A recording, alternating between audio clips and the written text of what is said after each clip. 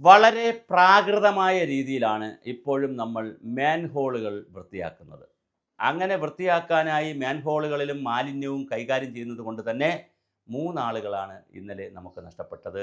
കട്ടപ്പനയിൽ, ഇടുക്കിയുടെ കട്ടപ്പന ആയി ബന്ധപ്പെടുത്തി 3 ആളുകളാണ് നമുക്ക് നഷ്ടപ്പെട്ടത്.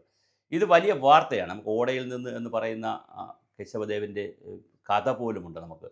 അപ്പോൾ വളരെ കൃത്യമായി ഈ സ്കാവഞ്ചർ പണി ചെയ്യുന്ന അല്ലെങ്കിൽ ഈ ഓട വൃത്തിയാക്കുന്ന തൊഴിലാളികളുടെ പണി നിർത്തണം, അത് മനുഷ്യരെ കൊണ്ട് ചെയ്യിക്കരുത് എന്നുള്ളതാണ് പുതിയ കാഴ്ചപ്പാട്. സുപ്രീം കോടതിയും ഹൈക്കോടതികളും നിരവധി വിധികളിലൂടെ ഇത് പറഞ്ഞിട്ടുള്ളതാണ്. പക്ഷേ നമ്മുടെ നാട്ടിൽ ഇപ്പോഴും പഴഞ്ചനായിട്ടുള്ള പ്രാകൃതമായിട്ടുള്ള ഈ രീതി തുടരുന്നുണ്ട്.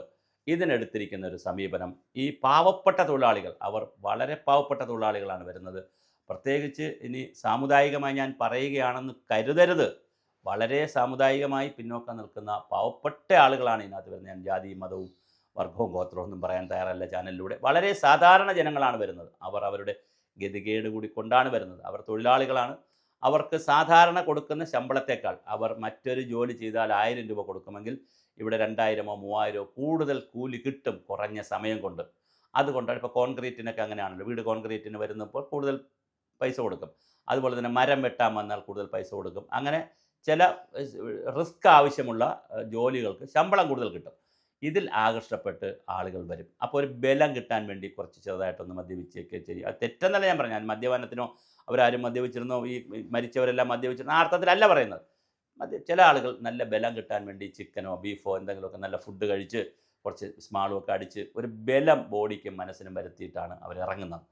അവരിറങ്ങി ചെയ്യുമ്പോഴുള്ള പ്രശ്നം, ഒന്ന്, ഓക്സിജൻ്റെ അളവ് അവർക്ക് കൃത്യമായി കിട്ടണമെന്നില്ല താഴേക്ക് പോകുമ്പോൾ. 2, ഈ മാലിന്യത്തിൽ എന്തൊക്കെ ടോക്സിക്കാണ് അടങ്ങിയിരിക്കുന്നത്, ടോക്സിക് ആയിട്ടുള്ള എന്തൊക്കെ വാതകങ്ങളാണ്, ഗ്യാസസ് ആണ് അടങ്ങിയിട്ടുള്ളതെന്ന് നമുക്കറിയാൻ പറ്റില്ല. കാർബൺ മോണോക്സൈഡ് അടക്കമുള്ള ഒരുപാട് കാര്യങ്ങൾ ടോക്സിക് ആയിട്ടുള്ള വാതകങ്ങൾ കാണും. ഇത് പെട്ടെന്ന് മൂക്കിലേക്ക് അടിക്കുമ്പോൾ വളരെ പെട്ടെന്നായിരിക്കും നമ്മൾ ശ്വാസം മുട്ടുണ്ടാവുക. അതുപോലെ കാല് ചവിട്ടി നിൽക്കുമ്പോൾ, വേസ്റ്റിൻ്റെ ഇടയിലേക്ക് കാല് ചവിട്ടുമ്പോൾ കൃത്യമായി ചിലപ്പോൾ വല്ല ഊരുന്ന വസ്തുക്കളോ അല്ലെങ്കിൽ ഇഴജന്തുക്കളോ ഒക്കെ കണ്ടേക്കാം. അത് കണ്ട് പേടിക്കാം. പിന്നെ കാല് ചവിട്ടിയാൽ കാല് ചിലപ്പോൾ തിരിച്ചെടുക്കാൻ പറ്റില്ല. ചിലപ്പോൾ ബൂട്ട് ഇട്ടിട്ടുണ്ടെങ്കിലും ബൂട്ട് ഊരിപ്പോയിട്ട് കാല് മാത്രം തിരിച്ചെടുക്കേണ്ടി വരുന്നു. അങ്ങനെ ഒരുപാട് പ്രശ്നങ്ങളുള്ള ഒരു ജോലിയാണ് ഈ മാൻഹോളിൽ വൃത്തിയാക്കുന്നത്. ലോകത്തെല്ലായിടങ്ങളിലും വിവിധമായ പ്രധാനപ്പെട്ട എല്ലാ രാജ്യങ്ങളിലും ഇത് മെക്കനൈസ് ചെയ്താണ് ചെയ്യുന്നത്. വേസ്റ്റ് സക്ക് ചെയ്തെടുത്ത് കംപ്ലീറ്റ്, ഇപ്പോൾ വെള്ളത്തിൽ നിന്നൊക്കെ നമ്മുടെ ടാങ്കൊക്കെ ക്ലീൻ ചെയ്യാനായിട്ട് വെള്ളം സക്ക് ചെയ്തെടുക്കുന്ന സംവിധാനമൊക്കെ ഉണ്ടിപ്പോൾ. അപ്പോൾ അതുകൊണ്ട് തന്നെ ആധുനികമായ സംവിധാനങ്ങൾ ആവശ്യമുണ്ട്. ഇന്ത്യയിൽ പല സംസ്ഥാനങ്ങളിലും ഈ വേസ്റ്റ് മാനേജ്മെൻറ്റിൻ്റെ ഭാഗമായി വേസ്റ്റ് റോഡിൻ്റെ സൈഡിലുള്ള ഒരു ബിന്നിലിട്ടാൽ അത് നേരെ താഴെയുള്ള സെല്ലാർ പോലെ കിടക്കുന്ന റോഡിൻ്റെ സൈഡിലുള്ള ഗോഡൗൺ പോലെ കിടക്കുന്ന താഴെ അറയിലേക്ക് പോകും. പിന്നെ മെഷീൻ വെഹിക്കിൾ വന്ന് അതിലെ മെഷീൻ പ്രവർത്തിപ്പിച്ച്, നമ്മളെ ഈ JCB ഒക്കെ പ്രവർത്തിക്കും പോലെ പ്രവർത്തിപ്പിച്ച് ഒരാൾ പോലും കൈകൊണ്ട് തൊടാതെ ആ വേസ്റ്റ് എടുത്ത് വണ്ടിയിലിട്ട് കൊണ്ടുപോകുന്ന വേസ്റ്റ് മാനേജ്മെൻറ്റ് സിസ്റ്റം ഇന്ത്യയിൽ ഇന്ന് ഡെവലപ്പ് ചെയ്തിട്ടുണ്ട്. പക്ഷേ നമ്മളിപ്പോഴും വളരെ പ്രാകൃതമായ, പ്രത്യേകിച്ച് നമ്മുടെ സ്ത്രീകളൊക്കെ വീട്ടിൽ വന്ന് എടുത്തുകൊണ്ട് പോകുന്ന വേസ്റ്റ് വേർതിരിക്കുന്നത് കാണുമ്പോൾ സങ്കടമുണ്ട്. അവർക്കത് ജോലി ചെയ്യുന്നു, പക്ഷെ അവർക്ക് പൈസ കിട്ടുന്നതുകൊണ്ട് അവർ ജോലി ചെയ്യുന്നു. അത് സ്ത്രീകളാണ്. ഇതിലൊക്കെ വലിയ മെക്കനൈസേഷൻ, ആധുനികവൽക്കരണം വരേണ്ട സമയമായി. കയ്യിൽ ഉറയിട്ടുകൊണ്ട് മാത്രം തീരുന്ന വിഷയമല്ല ഇത്. ഒരു മാസ്ക് കെട്ടിയതുകൊണ്ടോ ഉറയിട്ടതുകൊണ്ടോ മാത്രം, അല്ലെങ്കിൽ ഒരു 2 ഷൂ ഇട്ടതുകൊണ്ടോ ബൂട്ടിട്ടതുകൊണ്ടോ തീരുന്ന വിഷയമല്ല ഇത്.